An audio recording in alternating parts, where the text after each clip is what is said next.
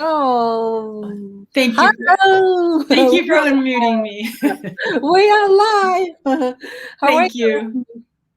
Let me put this in this way. Yes. Thank you. Yeah, you're very welcome. So I'm Ching Juhl. We are very honored to have Amy Andersson, conductor, to have a conversation with me. And how are you, Amy? Where are you right now? I'm fine. Thank you so much for your invitation. I'm in New York City. Yes, me too. And you are too. That's what I thought. Yes. Yeah. A lot of time, my guests are, somewhere else. I'm in here. So the technology brings us together. And we have a guest here, David Freeman. Hi, welcome, David. So tell us a little bit about the excerpts we just heard before we appeared on stage. Yes, this was the 7th sound track on the Women Warriors Voices of Change album. Haraya, Wind in My Hair by composer Sharon Farber. The Women Warriors project highlights more than 65 women in the last 800 years and currently who are fighting for civil rights, human rights, and the right to every girl for every girl to an education. Mm-hmm. And this chapter highlights the life work of Masih Alinejad, who is an Iranian activist living in exile in Brooklyn. And she started a revolution, cultural revolution, again, and a movement against the mandatory hijab in Iran. And she wants women to be able to choose whether or not to wear the head covering. And this is in honor of her work. And Sharon Farber did an incredible job scoring this part of the documentary film. You heard the piece with the drums and the hand percussion and the exotic use of the alto flute. And so it really gives that exotic Middle Eastern flavor. She's from Israel, and so it's really has that beautiful feel to it, sound to it, and that was from that part of the documentary film, Haraya, the Wind in My Hair. Wonderful, wonderful. So this whole album on Spotify, I see we just played the 7th track. Yes. What about the other parts? Are they all related to one theme, or they are different? Well, the thematic overview of the whole project, as I said, is civil rights, human rights, and the right of every girl to an education. So the 70-minute documentary film, which I created and produced, is divided into thematic chapters. So there are 12 chapters. Okay. The first track on the album is Prologue, which is kind of, it's a prologue. It's a prologue to the whole film, a prologue to all the chapters. Yeah. And so the prologue, composed by Lita Rootmanis, gives a visual kind of introduction to what is going to be expected. And then it goes chapter by chapter, and there's The Long Road, which is the journey from the 13th century up to 1960s. The next one is Women Unite by Miriam Cutler, and it's about the women's feminist movement of the 70s. So there's a climate change chapter. There's a marriage equality chapter. There is a chapter on Israeli and Palestinian women in the women wage peace movement in the Middle East. I'm just looking at my notes here. There's a chapter, Rachel Carson, in the environmental chapter, Rachel Carson's, her book, The Silent Spring, about the spraying of DDT. There's a chapter on the indigenous people at Standing Rock who are protesting the pipeline. There is a chapter on honor killings. There is a chapter on Say Their Names, which is the Black Lives Matter movement. And there's a chapter on the Parkland shooting. There's a Me Too movement chapter. Wow, that's great. And so there's all these thematic chapters, and they're all interlinked together by the common, shall we say, the common dreams and hopes that every girl and woman, yeah, it's okay, searches and yearns for, to be treated with respect and to be treated with equally. Sorry, I get very emotional. No, it's okay. No. Because I live and breathe this this project every day, and I'm approaching 10,000 hours of work that I've put in 3 years. Now it's 3+ years. Wow. And each of the women in this project, I live with them every day. I live their stories. I live their narrative. I hold them very closely. I watch them on social media. I watched when one of the women who I feature in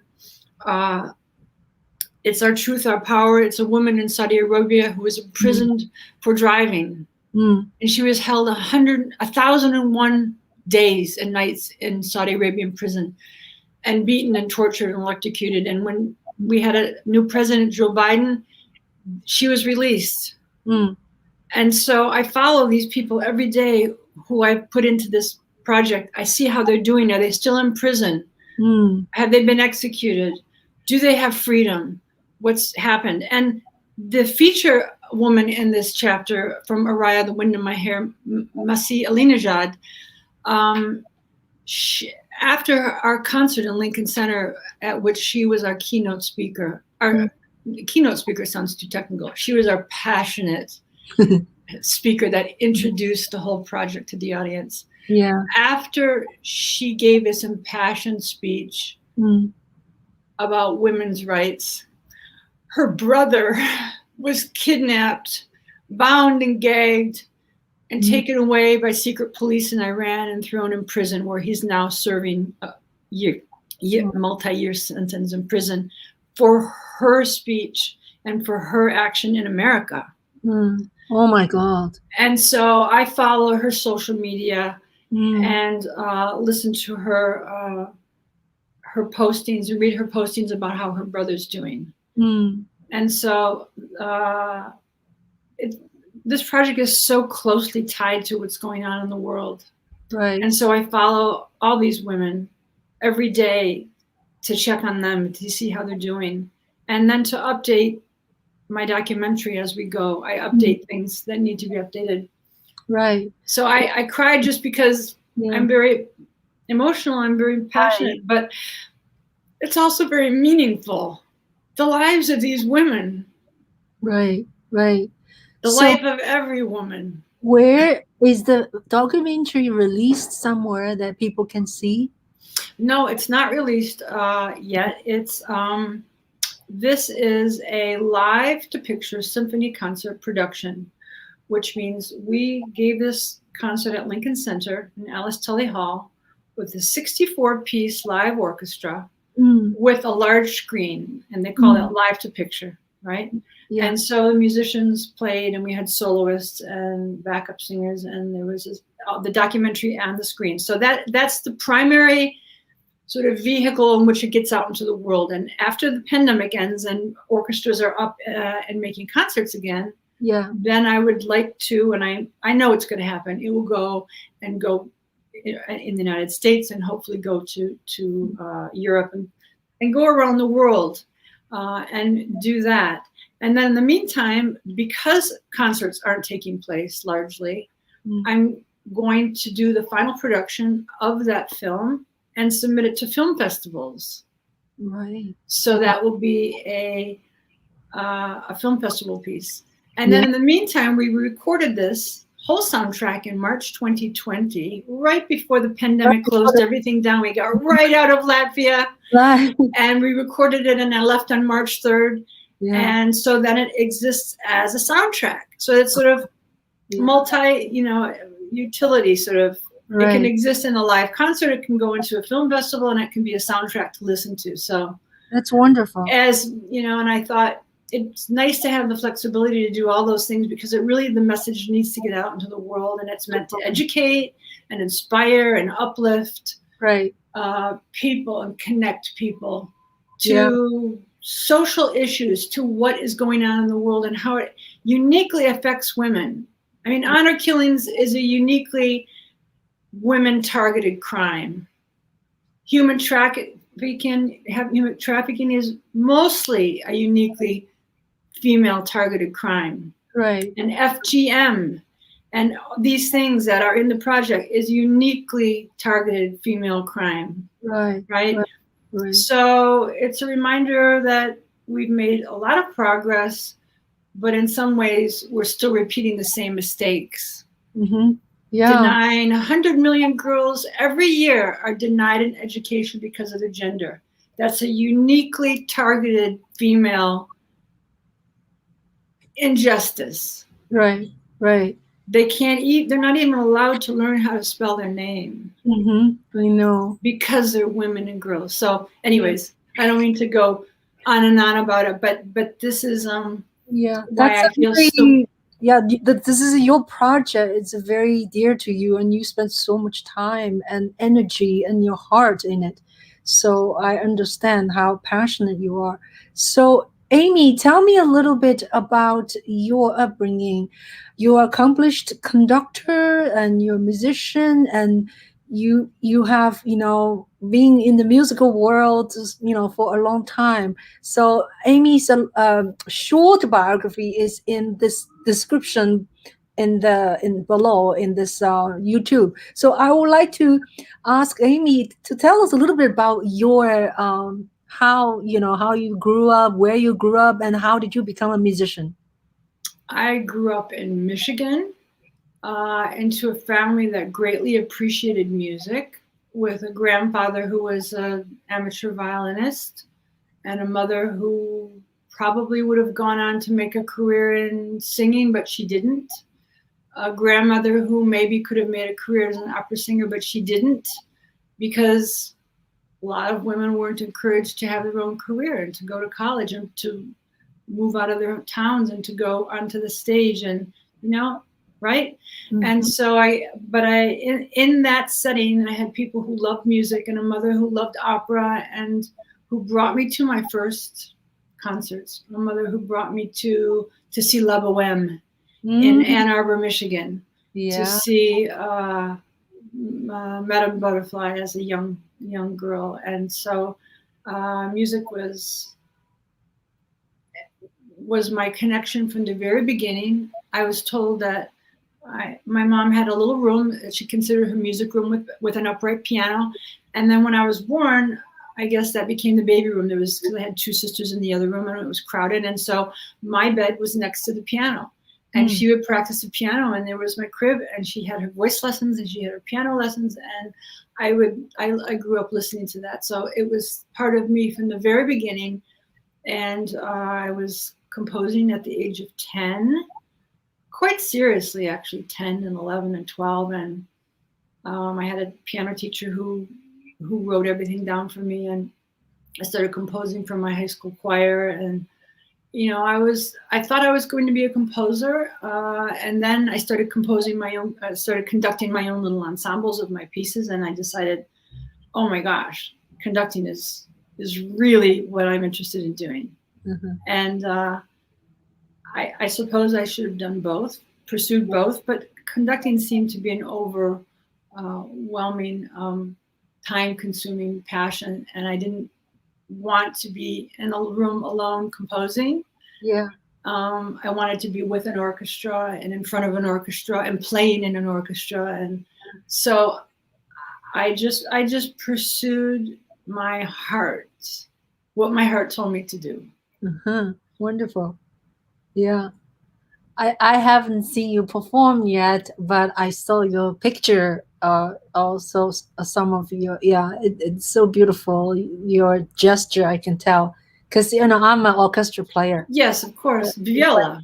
Violist, yeah, I'm a violist and played with many orchestras. At one time, I was a sub with Pittsburgh Symphony. Oh, it's a very nice orchestra. Yeah, very, very good.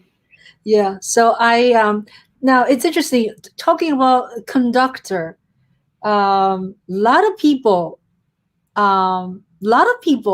do not know what the function is a conductor, right? Yes. Musicians. So give us just one phrase of describing what exactly the conductor do to bring out the orchestra sound. Yeah, it's as you know, it's such a multifaceted job, and there's so much responsibility. But if I was to distill it down into just one soundbite, it would be to channel the music through my ears and out through my body, to express the music through my body, through my hands, through my arms, through my face, through my gestures, through my eyes, through my breath, and to become the music.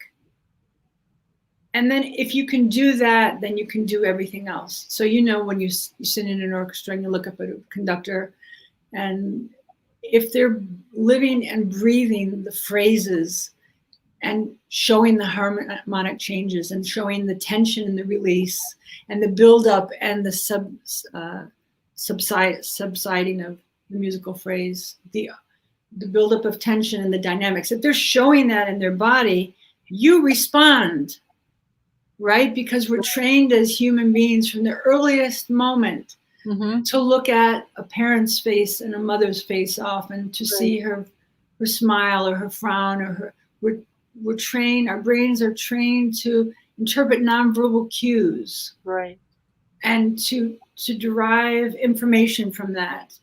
So we know that as human beings from the earliest age. And so that's what, if you to reduce conducting to like the fundamental thing that goes into the brain, it's what am I seeing and hearing from the conductor? Is it care? Is it love? Is it gentleness? Is it fury? Is it tension? Is it rage? Is it whatever the music expression? So we're wired, and we pick, right? Tell me, what do you think about that answer as a musician who plays in the orchestra? It's wonderful. And now there's like a few steps. When you look at the score of, say, just say Mozart or Beethoven 5, and you see the Beethoven 5 probably does not tell you the tempo marking, and probably just a allegro or vivace or whatever. How do you decide? Like, there is a lot of recreation in your part. Because you read the score like you read the script, and then you are the director, like a film, and you interpret the score or the script, and then you deliver through your body and your language, and Yes. also through your rehearsing with your musicians. It's magical. So I was wondering, how much stretch do you have? Like, do you like try to interpret 100% what the composer is indicating to you, or do you just indicate? Do you feel it your own way? Well, it's a combination of both. But my first and foremost obligation in every single situation, whether it's Beethoven or Mozart or Rachmaninoff or Kuneva or Barber or any of the composers I've been working with, my first and foremost obligation is to the composer, and to try to decipher and to understand and to be loyal to what their intentions, what I think their intentions are. It's the first and foremost. Because if you lose sight of that, you can become very self-indulgent and say, oh, it feels so right, it feels so good, this tempo feels terrific, like why couldn't that be? But then that opens a whole can of worms. Yes. And there is some part that, you know, there is going to be, no matter what, a personal interjection of personal preference, but it always have to be kept in check. Is this what the composer intended? Is this what Mozart intended? And then you listen to the orchestra and it's like, I can't do it this fast because the violas are going, you know, with the rhythmical thing. No, and the basses are just, and it sounds so silly, you know. And so you tinker, and it can just be one click on the metronome, and one click can make it sound, have a little bit more space and breath, and one click too fast can make it sound hectic, right? So it's those very subtle change of tempo, and but it's always trying to serve the composer, always serve and decipher the score with all the markings, whether it's a Mahler score and there's a gazillion markings, or it's less marked in detail. And you have to make okay, so generally he means this, and generally it's this way, and then you experiment. What if I did it this way? What if it did? And it's constant reevaluation. I may do a Mozart 40th Symphony one way, and then come and be totally convinced that this is really the essence of what I should be doing. And then I'll revisit it maybe a year later and say, I've just discovered something new. Right. There's one section, this like 16 bar section made me realize that I can't do it this way because blah, blah, blah. And then I go back, and then I'm erasing my markings and I'm changing it. That's why I never, ever mark a score with a red pencil or a yellow pencil or green. No. Never, ever. Because you have to be flexible to say, I had no idea what I was doing. This is really what I should do. And then I constantly erase and change, because then I've discovered something new, which is really also another thing. You should be open to discovering something new. Every single time you go through, there should be a new illumination. Oh my gosh, I never thought about this. And actually the phrase goes here instead of there because of the bass line, and then it resolves, and I could do the phrase this way. So, it's never etched in stone, and it's always unfolds with new insights if you keep that in kind of the forefront of it's never ever over. Right. Now, how challenged, Amy, is to memorize scores? Like when you conduct a full symphony, do you try to memorize, or you don't? I don't try to memorize it unless there's a particular reason why I need to. Why would it conduct memorizing? Some people prefer to memorize it because they don't have a music stand in front of them, and they're free to actually be very horizontal and very vertical and make gestures that go down below the line. And so that's a very liberating thing to do, to conduct and be free. I know a particular conductor who the last 15 years didn't conduct at all with a score. All the repertoire, every single cadenza, every single thing from memory. Oh my God. As a mental challenge, intellectual challenge to test the memory, but also to be free of the music stand, which is actually really wonderful. So it depends. I don't spend excessive amounts of time actually sitting down and trying to memorize. It usually comes as the more I study the score, the more it becomes memory, and I find myself, just turning the pages without looking down. Right. It just comes naturally. Right. I don't think it should be a goal. It doesn't, because it's simply memory. It doesn't mean it's knowledge or insight or musicality or creativity or spontaneity. It's only memory. Yes. It's only an exercise, right? And it's not. It's a way to an end, but it's not the end to a means. Yeah. And also I realize being a good conductor is not just a conductor like a film director. A conductor is almost like a producer. You have to, like, for orchestras, you have to do fundraising, you have to do audience development, you have to talk sweet to your board members, and it's like it's a business person, right? A conductor. Well, particularly in the United States, because we underfund the arts, very much. So if you were in another country, you would have to do less fundraising, and you could concentrate more on the music making and the score study. Right. But in the States, absolutely, you have to be a magician. Right. Right. Can we watch a trailer of yes work? Okay. Yeah, we have there's a shorter trailer, and then there's a. Tell us about the trailer. Okay. So, which trailer is it? Does it say 10-minute trailer from Lincoln Center? Let me see. I think the trailer is in Vimeo. I only have one trailer. Yes. Okay. Yeah. Okay. So it's here. It's yes, that's correct. Okay. It's so. Okay. So you want to play the whole thing, or you want to play part of it? It's up to you. We can do a little bit, and then if you want to, you just click it off. So this is it's not all the chapters. We had talked about the chapters. It's just highlights of some particular chapters, and they're actually done out of order. I kind of mixed them up a bit for it to be interesting.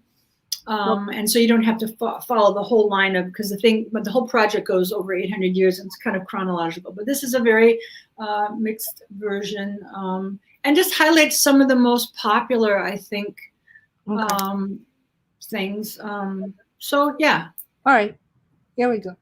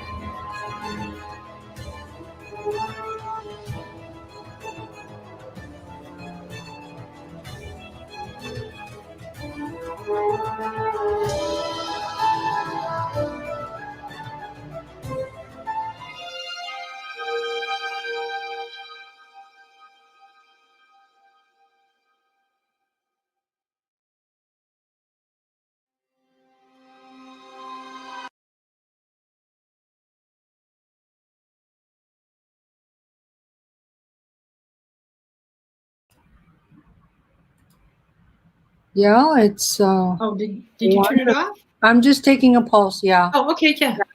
It's wonderful. I went back and forth.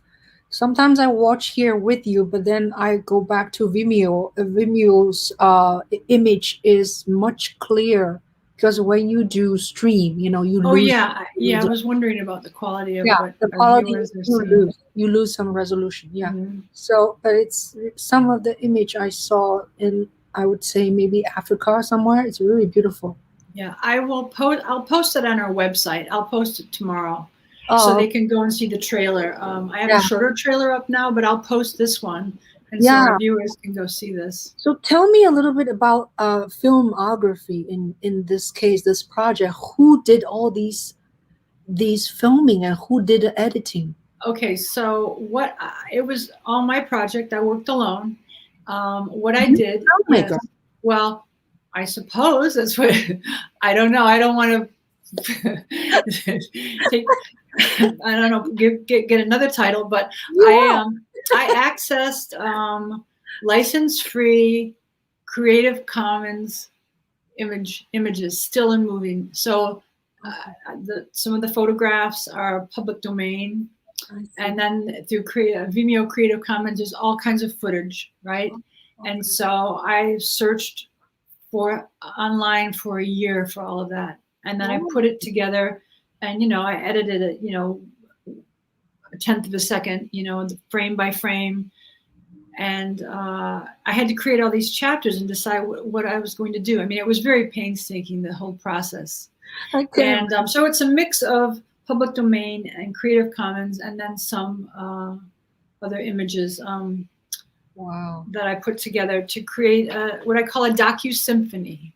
It's like a documentary type presentation, but the music is really symphonic and it could stand on its own. You could do this whole concert with just the music without it. If the screen went blank and the cord pulled out, you could do the whole concert without the screen. You still could. The music is that strong. Yeah. As opposed to, a film where the music is more underscore and then sometimes it emerges and then it goes back under its underscore. The music the whole time is absolutely equal to the visuals. So I call it docu-symphony very affectionately. Yeah. No, this and is. So I put it together and, I put it together without music. I just heard music in my head. I kept hearing it, I put together the chapter I call The Long Road, which is 7 minutes and 45 seconds from the 13th century, from women who were building schools for girls during the Middle Ages. And I went all the way up till 1960, through the 50s and the 60s, up to 1960. And I heard music in my head the whole time. Otherwise, I wouldn't have known how to put it together. I wouldn't know how to do it. But I kept hearing music, and I had this moving images are music. I mean, anything with motion is music, is art. It has breath, it has space, it has an arch, it has an arrival point, it has a point of destiny, and it has a resolution. You know that as a filmmaker, right? There's tension and resolution, just like in music. So for me, these were it was like music for the eyes. And so I just kept feeling music the whole chapter of The Long Road. And then I sent it to Lolita Ritmanis, the composer, and I said, so this is it. And then she turns around and sends me this unbelievable score. Wow. Yeah. And it's like, it's perfect. And I also told her, don't compose to picture, like everything completely to picture, like the music needs to change by, in this particular chapter, I didn't want that because it's called The Long Road because the arch is so long. We cover 700 years. Yeah. 750 years of history. And so it's more about that long road arch. And so don't try to sink it.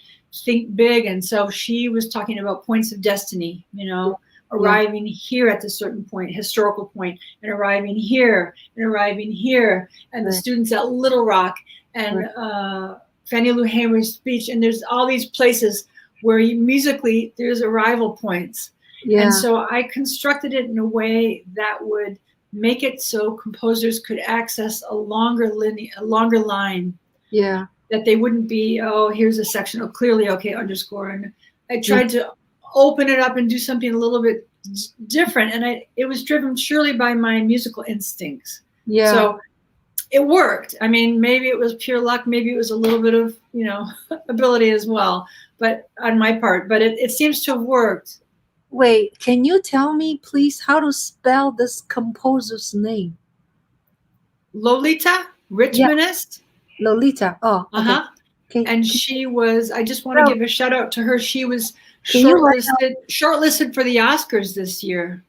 Oh my God. Score for Blizzard of Souls, which is an unbelievable score, an unbelievable music film. So that's how tremendous this team of composers I work with. They're the absolute most incredible team of composers. Amy, can you write it in the private chat? Do you see on your side, on the right hand side, there's a button say private chat? Oh yes. There you are. I actually didn't see you over there. I forgot to tell you.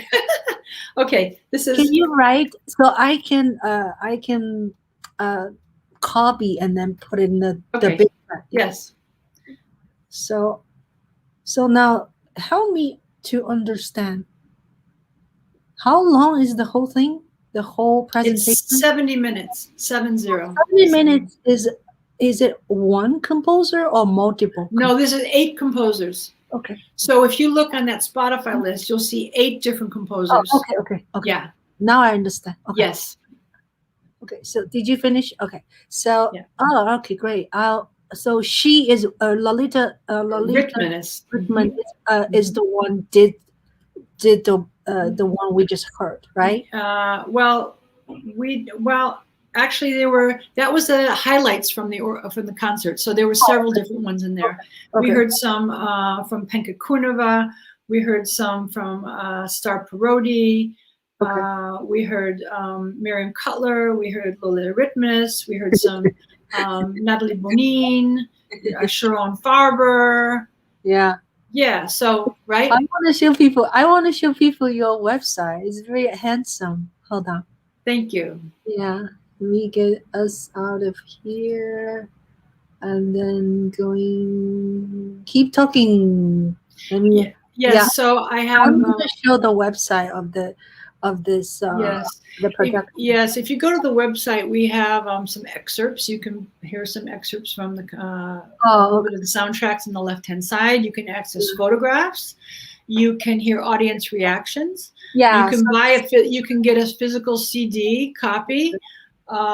There's red carpet photos, there's concert photos, there's interviews with all the composers, there's podcast interviews. There's a lot of information, and it's a really kind of go-to site for this whole project. And we'll be listing there tour dates when we come up to be touring with this project. Yeah. So this is a really wonderful idea. Like the production can be duplicated in different symphonic orchestras. Yes, that's right. Yeah. All they need to do, an orchestra just needs to invite me and the technical director. We have a special box with all the score, all the music for the for the orchestra. He has a box of equipment with all the click track because it's all synced to the picture. So some members of the orchestra are on click. He has the gear, and he has his laptops, and he sets up backstage right off the wing. And we communicate by microphone, and we have our signals of when to start and when to stop. And we've done many concerts together. So we just get invited and we go and we bring this out into the world. Yeah. So you have a lot of vocalists in it. Yes, we do. We have 3 vocalists that appeared at the premiere. Yeah. And also, for instance, because of the pandemic, some orchestras are not inviting vocalists, maybe, or they have a smaller budget, or they have a smaller orchestra, and so we have everything on the soundtrack, so we can use pre-records. We can have a pre-record playing and substitute for a soloist if they can't make the concert, if they can't fly out to wherever it is. So we have flexibility built into the whole production, and it can be done with a smaller orchestra. It can be done with a chamber-size orchestra. If they don't allow any, if they don't want to have brass players on there because it's too big, too many people with the plexiglass and the spacing. If the percussion takes up too much space, pandemic regulation. We can do this with a much smaller orchestra and substitute things with what we call pre-records, meaning that we're playing the concert and everything's to click, and then we just drop in the brass, for instance, and you hear, and it's mixed with the live sound, and you hear it as though it's a full orchestra, but it's actually being filled with the pre-records. So it's a very flexible project. It's perfect for a pandemic. I mean, if anything's perfect for a pandemic. Here you have a very elaborate orchestration. I see a harp. I see a bunch of pots and pans in the back. Well, there's no pots and pans actually. No, we have 16 different percussion instruments. Awesome. Yeah. Wow. Yeah, that's. So we have hand drums and I think darbuka and different things. And should we play another excerpt? Sure. From the let's see. Yeah, let's. Okay, I'm going there. What about number 14? Oh, okay. And we actually wait. Okay, we don't have. What am I saying? We don't have the film, right? Huh? Let's see. I wish I would have sent you the file with the music and the film because we could have played it together. I wasn't thinking about that. You can share in your end if you have it on your computer. No, it's on a different computer. Oh, okay. Let's see. Why don't we share number 14? 14? Okay. Yeah. It's called, no, I'm sorry. Number 15. Number 15. Okay. It's called Rise and Shall We Stand? Oh, Rise. Okay. And it's by Isolde Fair and Star Parodi. And it's about the Parkland shooting. And there's really moving footage of Emma Gonzalez, the survivors of the Parkland shooting. And I ask you to play that in light of. Yeah. Can I ask you a question? I forgot to sort of mention to you before. Should we? Do you feel comfortable talk about the shooting? What happened? The original chapter was in honor of the 17 people who got murdered at Parkland, and because of Atlanta, and because of Boulder, where I used to live, because of that King Supers where I used to shop, and my son used to live across the street, and my sister used to live in back of King, 2 streets over, and my nephew lives 5 streets up. Yeah, that was a neighborhood I knew very well. Because of that, I'm going to be putting in some new footage and expanding it, not just to Parkland, but to mass shootings in general. Unfortunately, I'm going to be expanding that. Part of this project is that it's a living, breathing document reflecting current events, so I can at any point go in and change something. It's not like a regular film. You film it, you're in post production. It's locked in. You have the film score, and then it's done, and that's it. Mine is changeable. Yeah. It's a different concept. So I go in and I change things, and I can expand things, and it's always in sync to the music, and I can change images. So unfortunately, I'm going to go and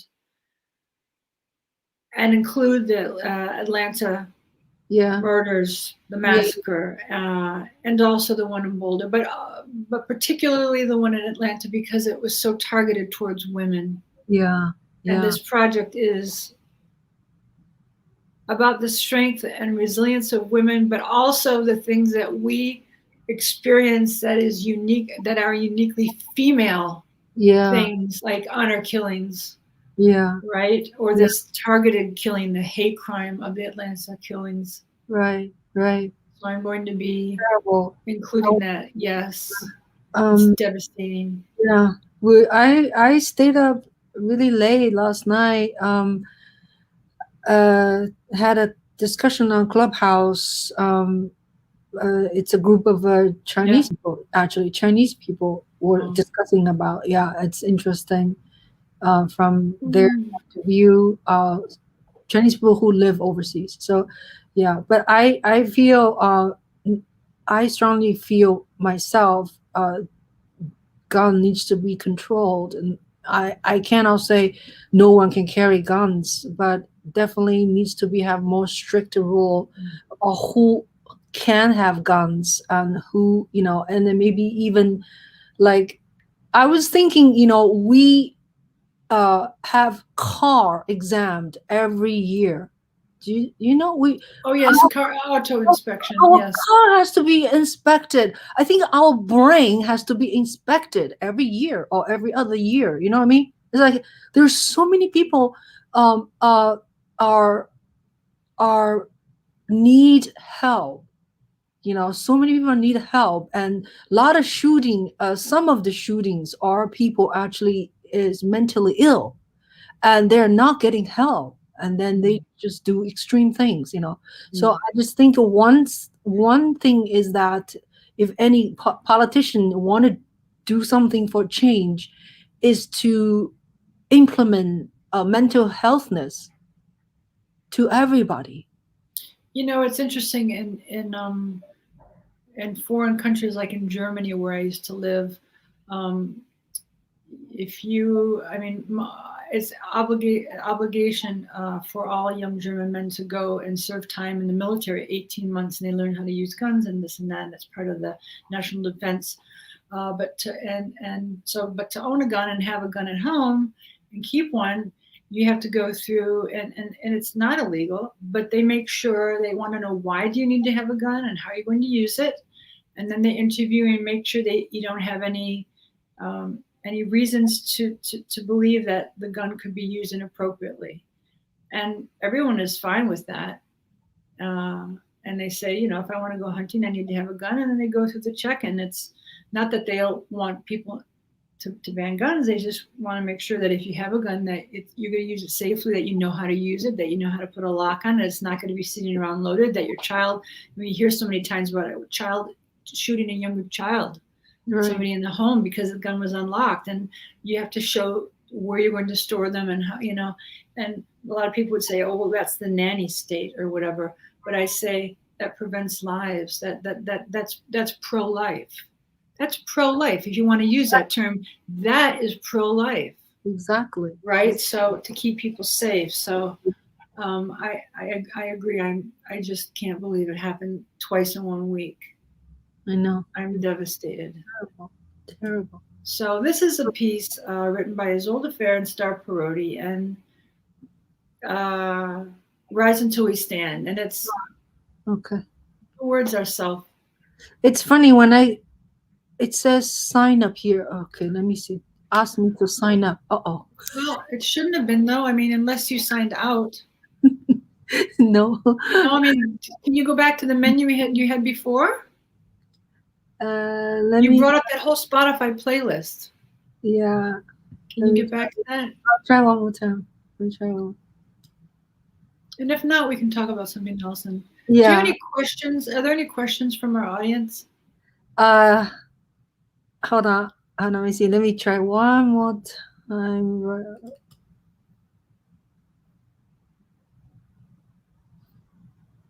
Any sound? Oh, no one. Okay. Hold on. Hold on. Oh, Screen. here we have some. We have some. Oh, here there was Larry Wrench. Hold I on. see a lot of. Yeah, we have a few friends of yours, probably David Friedman. David Fryman. Yes, that's right. Yeah. Oh, wonderful. Go Blue. I miss you too. Oh, he's in New York. You know, it's funny how you know how small the world is. Were you able to pull that up? There we go. Okay. Okay. Let's go to Rice. See? Okay. Did you see? Yeah. Okay, so we can talk a little bit. Oh, okay. You know, Sorry. I wanted to say something. Yeah. You know, I traveled for 2 years on this tour. I was with this big live to picture production, and I toured to 14 countries or something like that. Yeah. And I toured all around, and I made all these. I got all these fans, right? Yeah. I have these fans, Yeah. but I'm actually fans of them. Uh-huh. You know, it's like I just wanted to say to whoever is this going to be posted later? Are people going to be able to? Is this going to be archived, or is it only alive? It's alive, and then it will become a video everybody can see. Okay, great. So, in an hour or something. Okay, so I wanted to just say to all the people that, these fans out there, that I'm actually fans of them. And I was on tour for 2 years, and I have people who I've kept in contact with through social media, people in Canada and Vancouver and Toronto and Sweden. And it's amazing because through technology, I've been able to see how they're doing, and somebody's been ill, or somebody had a surgery, or somebody died, or how they're doing during the pandemic. And it's just amazing how we're able, in spite of being separated by continents, to stay in touch. And I look forward every day to seeing how people are doing, because at the end of the day, this project also is about human connection. Right, definitely. It's about not only about on whose shoulders we stand, but how we connect on a daily basis to people. Right. Right? The women that I follow in this project and how they're doing. It's people I've met on tour, all these countries who've seen me, and I reach out to them, and somebody says, my mother passed away, and then I say, I'm so sorry. And somebody says, I just had a surgery and I'm doing better. And these people have, we've stayed in touch just over Instagram for 6 years. And it's also, I mean, at the end of the day, life is about human connection. Right. At the end of the day, it's all about relationships. It's not about the car you wear, or the house you live in, or the jewelry that you have. It's about who you're connected to and how. Do you have that authentic connection? And so this project is Women Warriors of Voices of Change. I've tried to nurture that feeling so people come to the concert and they feel connected to somebody who lived in the 15th century, to Olympia de Gouges, who was speaking out against the slave trade when women had no voice, when women were considered property.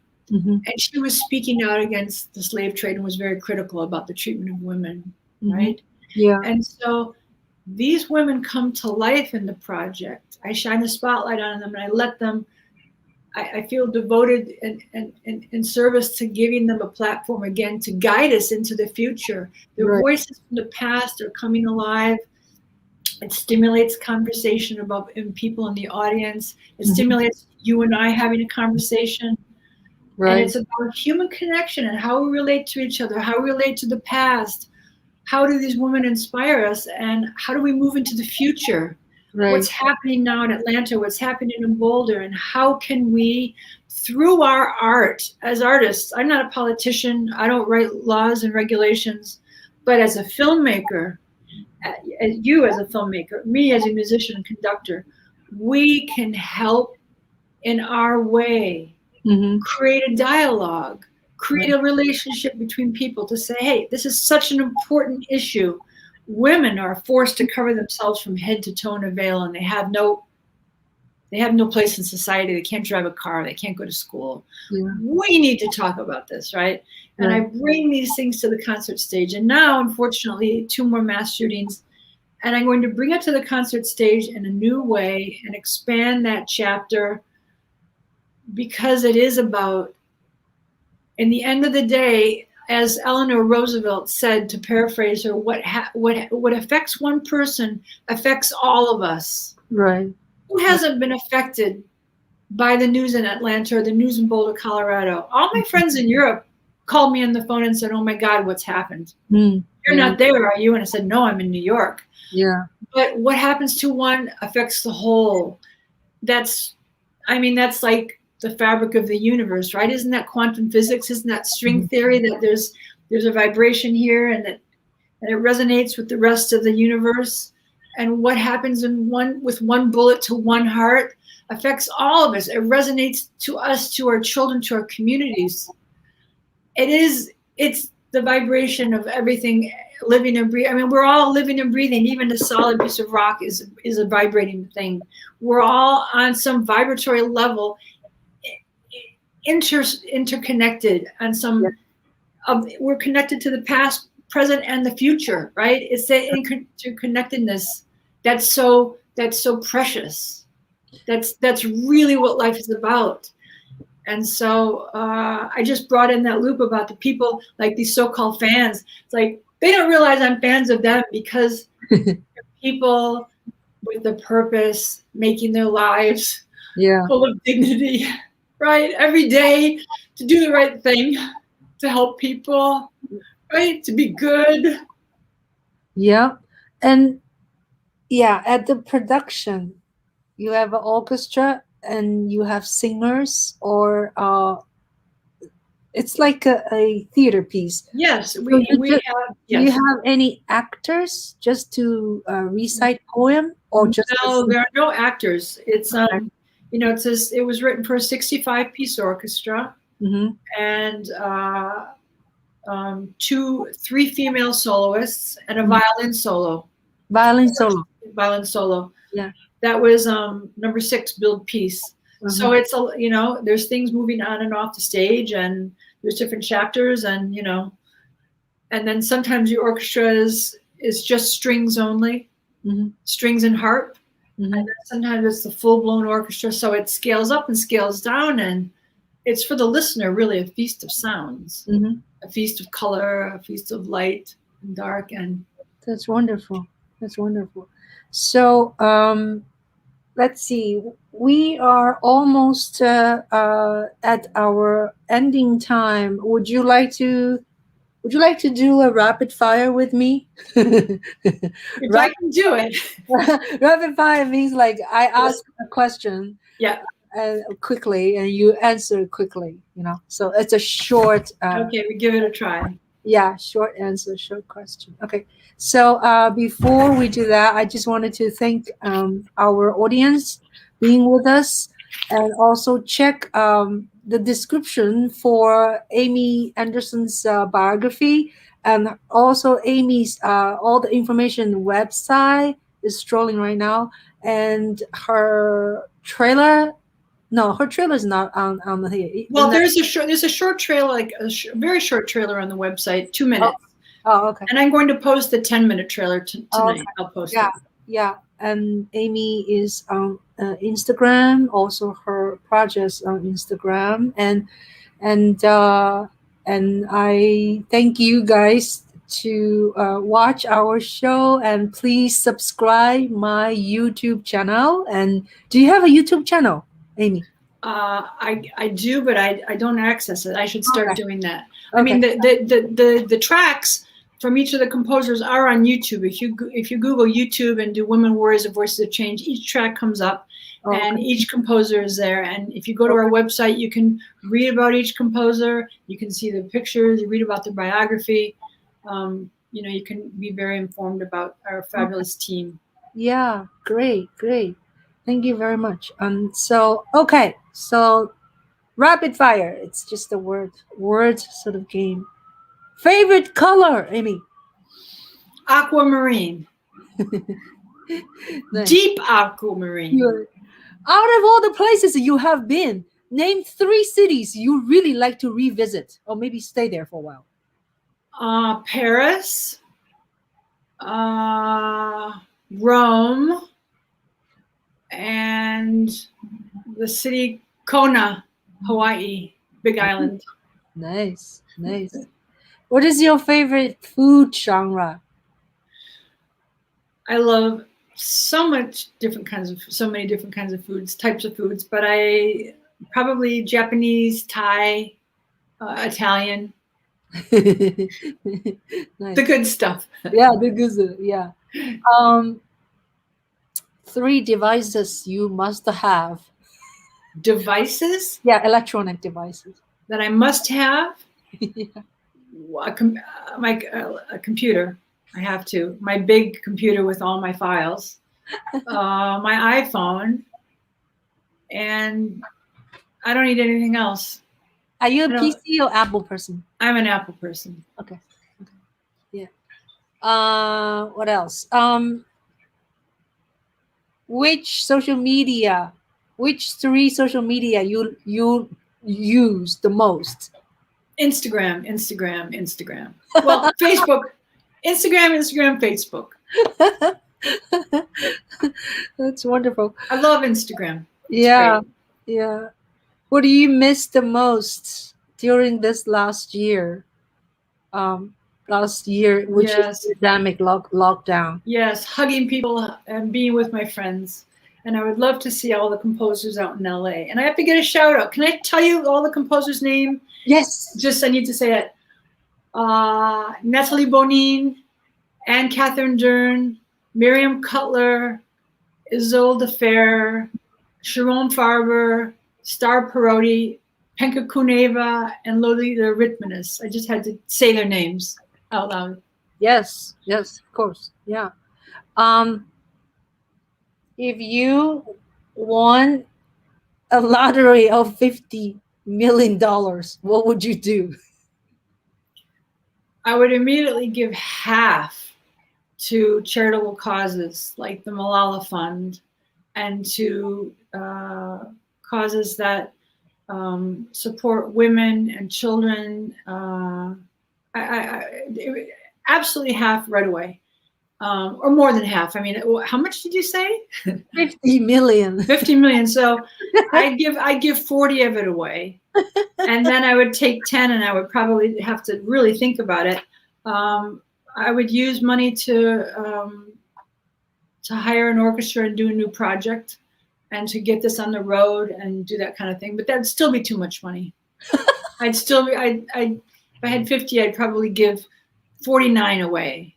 And I would spend most of my time trying to figure out how to help indigenous people in places that are facing climate crisis, how to help them and educate women and girls to build schools, to get access to clean water, to health care, to reproductive health care.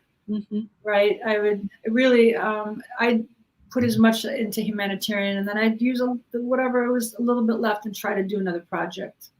Wonderful. I wanted to thank you. Are we allowed to talk about Daniel? No. Okay. Thank you. Thank you so much for your time. By the way, a shout out to my Yang Gang Diaries with Ching Juhl. What a wonderful film. Go see it on Netflix. It's touching. It's authentic. Not on Netflix yet. No, it's not on Netflix. But how did I see it? Where did I see it? I gave you the link. Oh, the link. Okay, it should be on Netflix. It's touching. It's human. It's authentic. It's beautiful. What a wonderful experience that was. What a wonderful, wonderful production. Actually, thank you, dear. Actually, since you saw it, I got more good news. Altogether, the film was accepted by 6 film festivals. Well, there you go. And then, I got the best feature documentary by Rome International Film. Wonderful. And then coming Sunday, the 28th, it's going to be shown in Los Angeles. Wonderful. Women's International Film Festival. Wonderful, Yeah. wonderful, wonderful. So It's so deserving. When it comes out on Netflix, I'll put it out on social media because I really recommend everyone to see. You've got a very beautiful voice. You know, the inner voice and how you see things. And I was several times I just was so moved. So moved. Thank you so much for that. My editor, I have an editor to work with me just now after the whole thing is ready. He said he want me to re-record my voiceover. He said my voiceover is a little bit too like soft, like too shy. I don't know. Maybe you should have version A and version B, and then if you do it over, you may say, no, I want to go back to the original, right? Yeah. Have it in another file, because it never occurred to me to think that, the voice was too shy. It was you behind the wheel of your car, going to these, meetings, and it was just touching and authenticity, the interconnectedness again of you and the people in the Yang Gang, right? And the enthusiasm, and I really appreciate you watching it. And it was beautiful. Long, it's very long. How long was it? It's 80 minutes. Well, mine is 70, so you're only 10 minutes over me. You won. You beat me by 10 minutes, but it was beautiful. Thank you.